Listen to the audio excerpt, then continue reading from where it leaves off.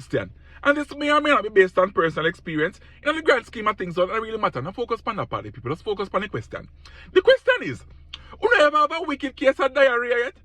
I mean diarrhea to the point where you feel that the whole of your tripe and everything in your body, intestine, lungs, liver, everything about to come out, people. I mean wicked to the point where you start rethink every bad decision you ever making in your life and you beg God, please don't kill you off because you feel like say you're being punished for something and you're about to pass from this world onto another one. Bruh. I mean wicked to the point where people you have to easy back and relax after when everything feel like it cool down and just go and catch your breath because you feel like you've been so violated and you're not really sure if it's going to start again, so you just have to easy back, people. And then me start wonder, how is it on God's green earth can one man take up himself and go to another man? People don't add up. He never did figure so.